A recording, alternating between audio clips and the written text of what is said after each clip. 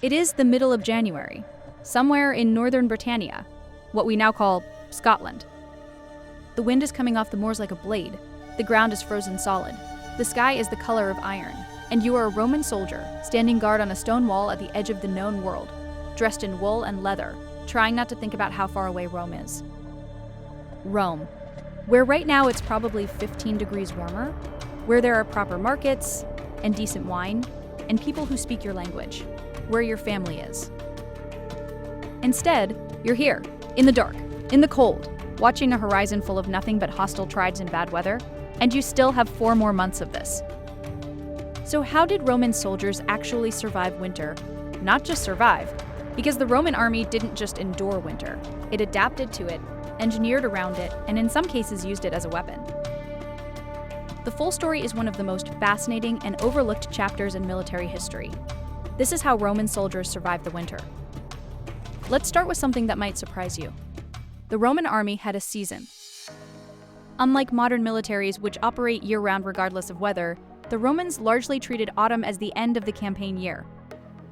When October arrived, and the Mediterranean closed to shipping, cutting off supply lines, legions across the empire began the process of transitioning from summer operations to winter quarters.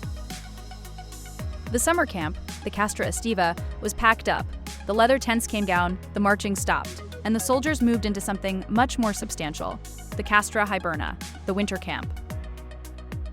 If the summer camp was a tent city, the winter camp was something closer to a small fortified town. Permanent or semi-permanent stone and timber barracks replaced the leather tents. The walls were thicker, the roofs were real. The floors in the nicer installations were heated. Yes, heated. The Romans used a system called the hypocaust, an underfloor heating system that circulated hot air through hollow spaces beneath stone floors. You built a fire, the heat traveled through channels under the floor, and the room above stayed warm.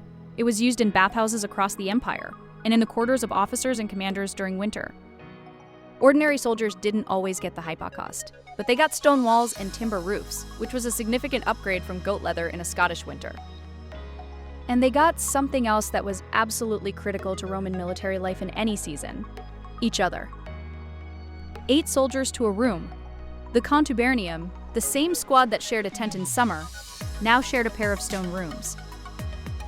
1 room for equipment, 1 room for sleeping, a small hearth for heat and cooking. 8 men generating body heat in a confined space. It wasn't comfortable, but it worked. Now let's talk about the thing that everyone gets wrong about Roman soldiers in winter.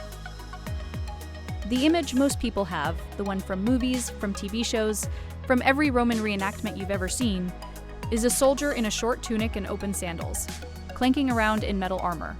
That image is almost entirely wrong, at least for winter.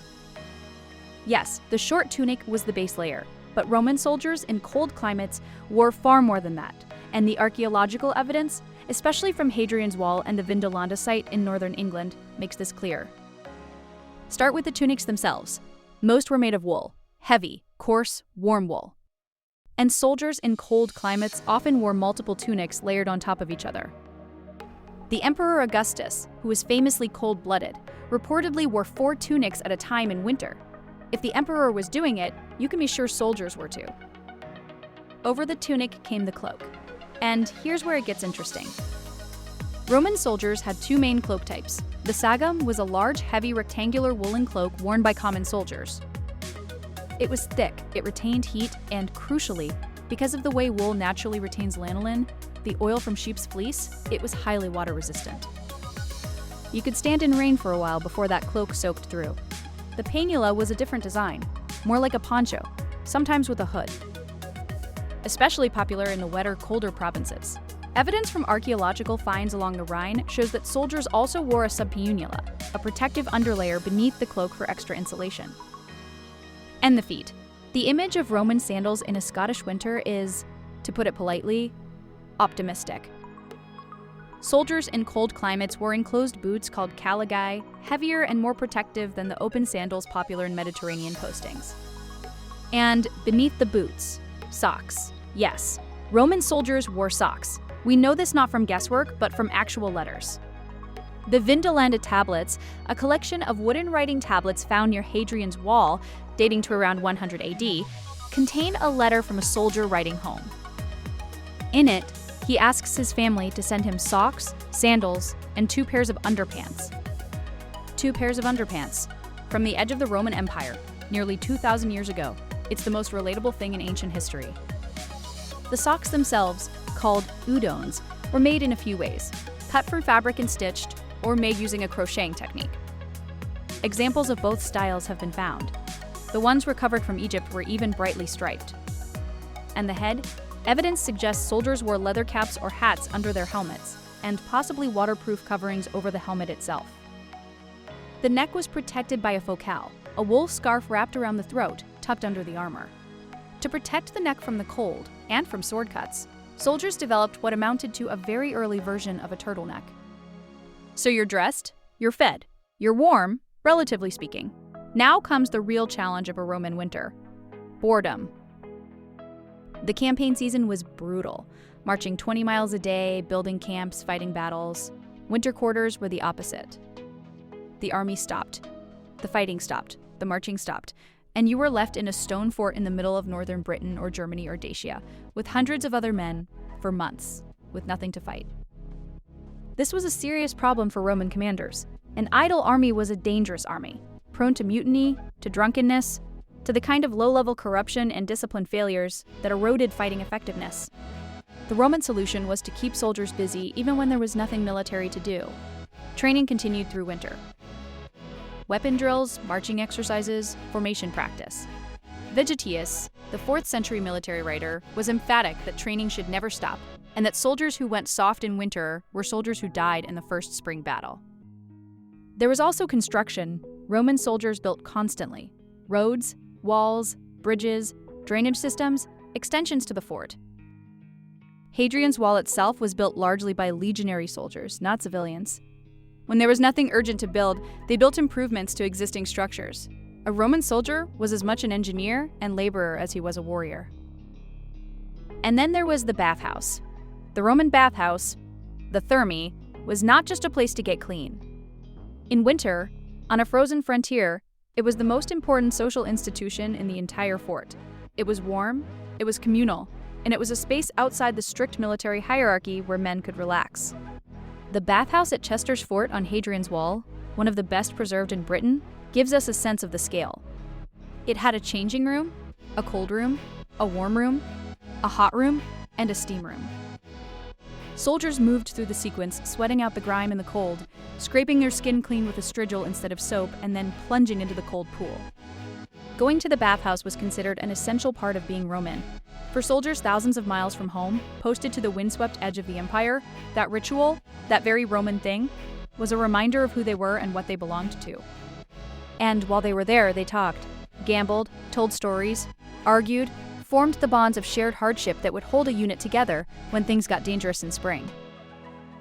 Outside the official bathhouse, the area just beyond the fort walls, the vicus, the civilian settlement, offered taverns, markets, and other diversions.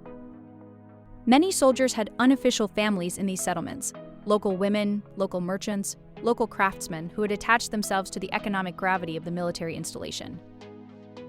Some officers, according to later sources, got comfortable enough in winter quarters that they started accepting bribes from soldiers who wanted unofficial time off.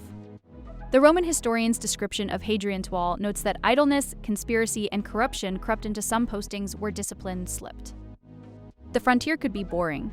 Boredom made men creative in the wrong directions. There's one artifact from this period that captures the human reality of a Roman winter better than any official history. It's a letter, found at Vindolanda, written around 100 AD by a soldier named Masculus to his commanding officer, Flavius Cerealis. The letter covers various military business, and then, almost as an aside, Masculus mentions that his men are running low on essentials and asks for more supplies. He's matter-of-fact about it, the way a soldier is matter-of-fact about hardship, because complaining too loudly isn't done. But the human reality is there in the words.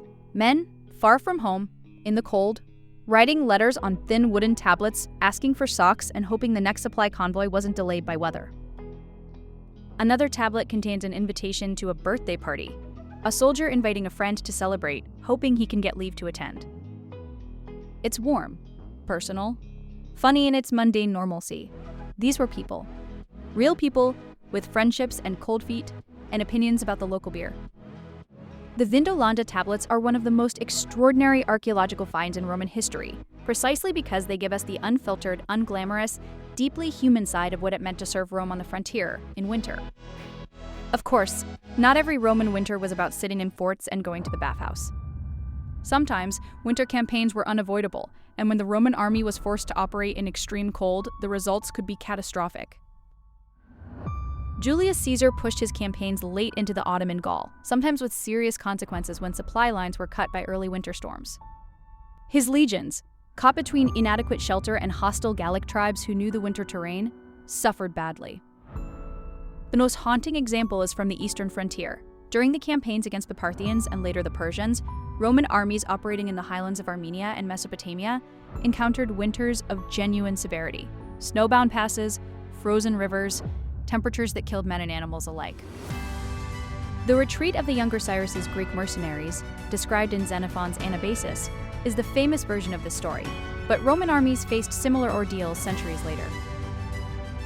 Ammianus Marcellinus, writing in the 4th century, describes Roman campaigns in the east where soldiers froze to death on night marches, where horses became useless in deep snow, where the army had to improvise everything because the supply system, built for Mediterranean conditions, simply had no answer for a genuine Central Asian winter.